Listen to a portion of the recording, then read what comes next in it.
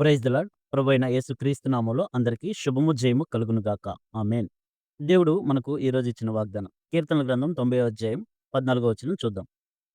ఉదయమున నీ కృపతో మమ్మను తృప్తిపరచుము. అప్పుడు మేము మా దినములన్నీయు ఉత్సాహించి సంతోషించెదము. మనందరము ఉత్సాహించి సంతోషించాలంటే దేవుడు తన కృపతో మనల్ని తృప్తిపరచాలి. అయితే దేవుడు తన కృపతో మనల్ని తృప్తిపరిస్తే మన దినములన్నీ సంతోషిస్తాము. అయితే ఈనాడు చాలామంది వయసు పెరిగిపోతుంది. కానీ సంతోషం లేదు, ఉత్సాహం లేదు. కానీ కొంతమందిని ఉదాహరణగా మనం తీసుకుంటే 89 సంవత్సరాల వయసులో బిల్లీ గ్రామ్ గారు గొప్ప సువార్థికుడిగా, గొప్ప సేవకుడిగా ఆయన సేవ చేశాడు.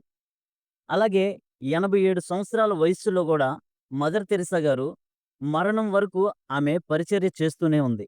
గొప్ప సేవకురాలుగా గూడా ఆమె పనిచేసింది. దేవుని సేవ చేసింది. అయితే ఇదే మనం పరిశుద్ధ గ్రంథంలో చూస్తే మోషే గారికి 120 సంవత్సరాల వయసులో గూడా మోషే గారు నమ్మకంగా దేవుని యొక్క ఇంటిలో నమ్మకమైన వాడిగా ఉన్నాడు. అలాగే వారందరిని నమ్మకస్తుడిగా ఇజ్రాయేల్ ప్రజలందరిని నడిపించాడు. అయితే వారు ఎంతో ఇబ్బందులు పెట్టారు. మనం చెప్పుకున్న వారికి కష్టాలు లేక కాదు, వారికి నష్టాలు లేక కాదు, వారికి బలమైన ఆరోగ్యం ఇచ్చేం కాదు. వారికి బలహీనతలున్నాయి, వారికి కష్టాలున్నాయి, వారికి నష్టాలున్నాయి.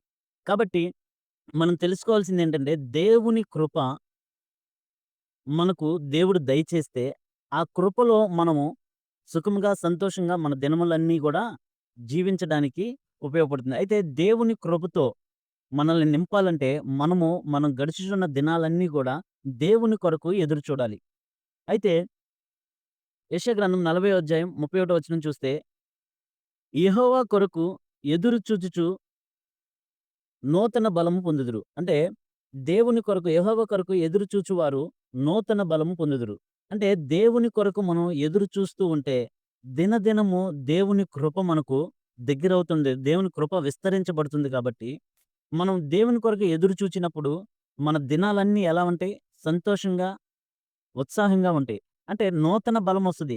ఏ మనిషి గూడా నిరుత్సాహంలో ఉన్నప్పుడు, నిరాశలో ఉన్నప్పుడు ఉత్సాహించలేడు. అనారోగ్యంలో ఉన్నప్పుడు ఉత్సాహించలేడు. కానీ యెహోవా కొరకు ఎదురు చూచువారు నూతన బలం పొందుదురు.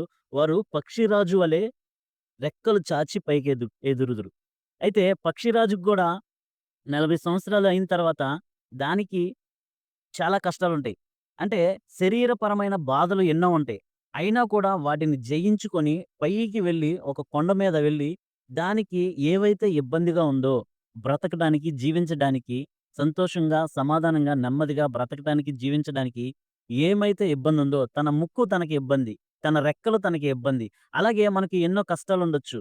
మనకి మన కుటుంబస్తులే మనకి ప్రోత్సాహకరంగా ఉండకపోవచ్చు. మన కుటుంబస్తులే మనల్ని నిరుత్సాహపరచొచ్చు.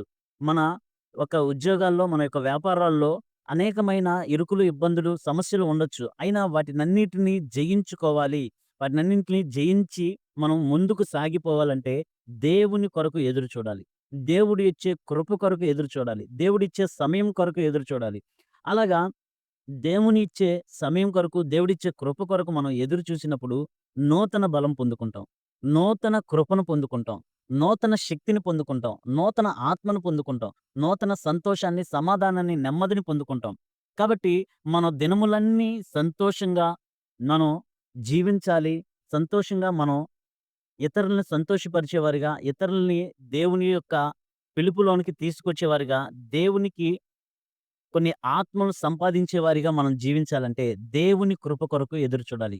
ఇట్టి కృప దేవుడు నీకు, నాకు, మన కుటుంబములకు దేవుడు దయచేయును గాక. ఆమేన్. Praise the lord. ప్రభువైన యేసుక్రీస్తు నామములో అందరికీ శుభము, జయము కలుగును గాక.